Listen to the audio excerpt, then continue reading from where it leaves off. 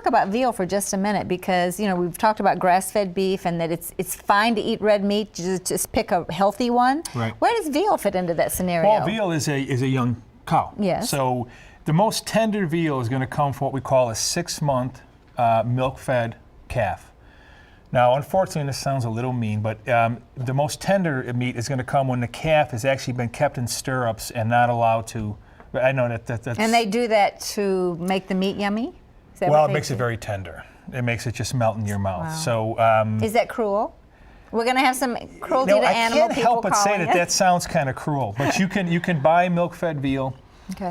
What that basically means is that calf was fed, preferably its mother's milk, Okay. and not grains, and certainly not some of these other byproducts. And I do mean byproducts, if not tri-products. It's some of these. So it's very tender meat. Exactly.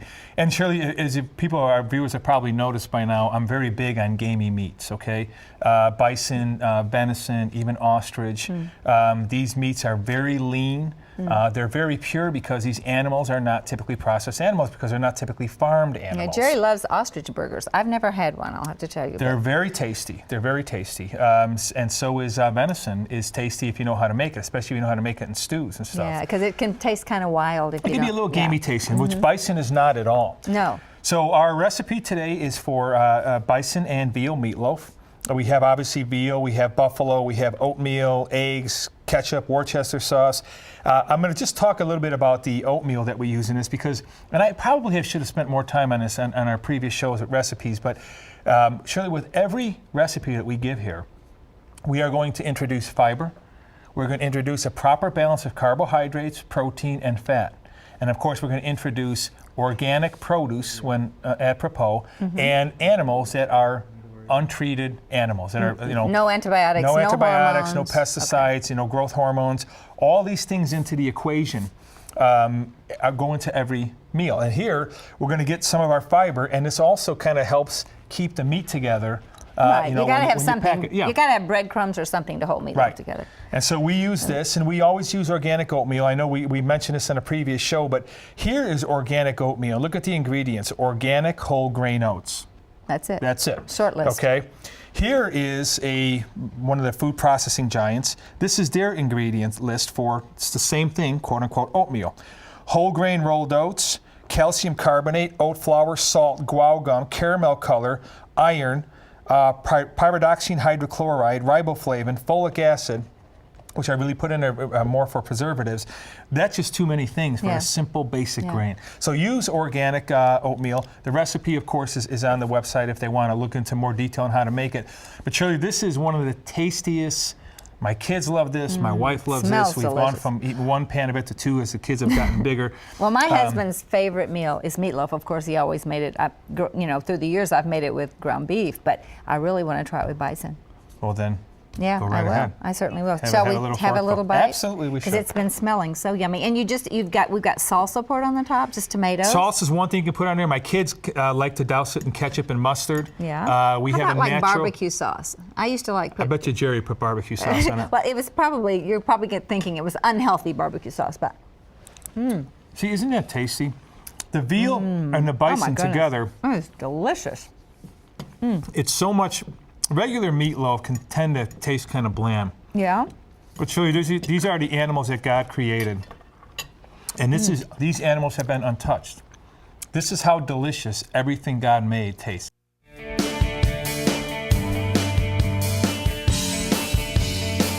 Well, studies are published almost daily as the scientific community discovers more and more of the many extraordinary omega-3 fish oil benefits. But what do you look for when you're buying it?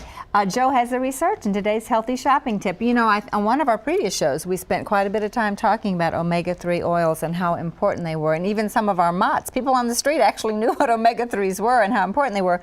But how in the world do you find a good one? Well, Shirley, fish oils, I have just literally stacks of good scientific studies on the magnanimous benefits of fish oil. Heart benefits, skin benefits. I think that was on our heart show that we yes. talked about it, yeah. Essential fatty acids is such a major criteria in people's skin problems like psoriasis and things like that. Oh, okay.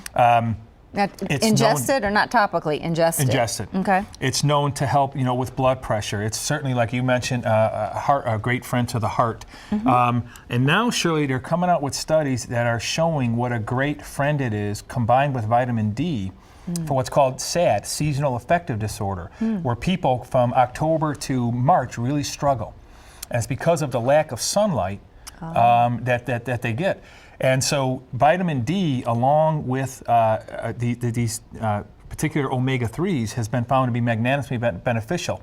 So when you're taking fish oil from, say, October to March, you want it to be cod liver oil, because cod liver oil contains high amounts of vitamin D.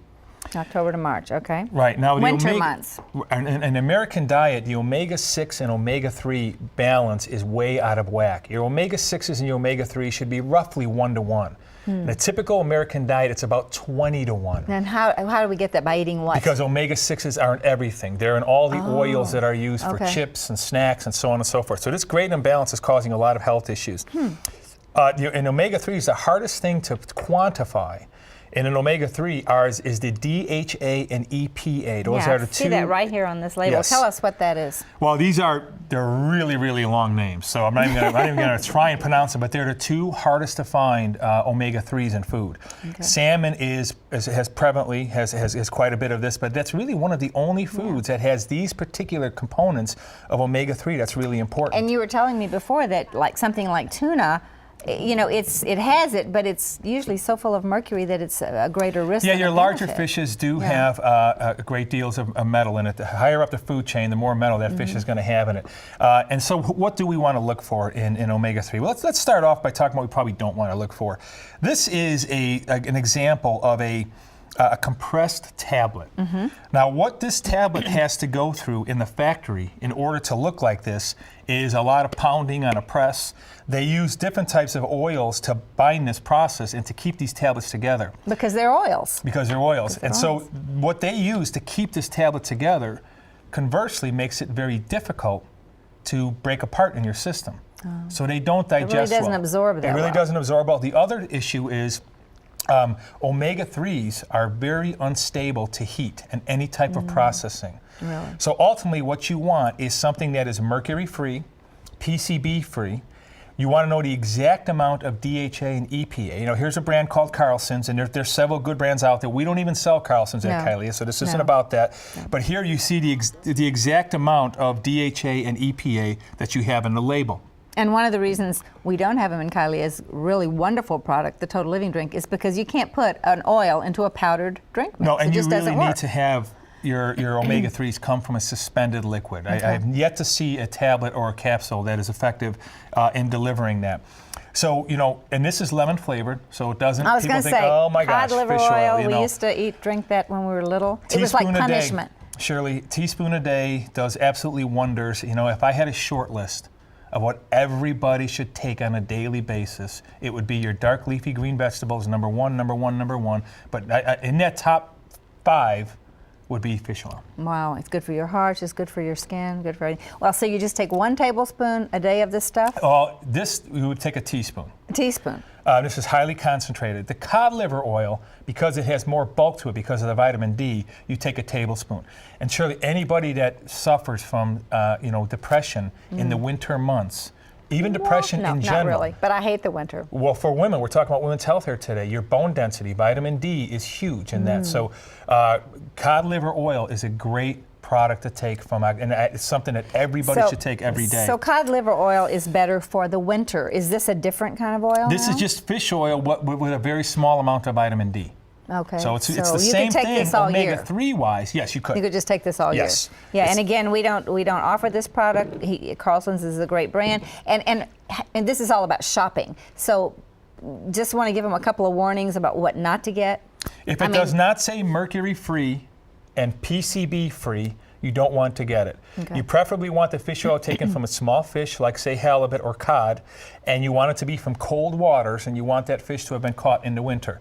This particular brand, these are caught in Norway. Okay. They use cod, And only from November to March do the fish are taken, because the water is very, very cold, and the fish is much less toxic the colder the water. Interesting. Okay, well, we have to all go out and get it. Good stuff, huh? Yeah, we have to go out and get it. Well, remember to log on to tln.com and click on Kylia for more information, or you can email us at balancedhealth@tln.com. And coming up, Dr. David Bryant will answer some more of your questions, so stay with us.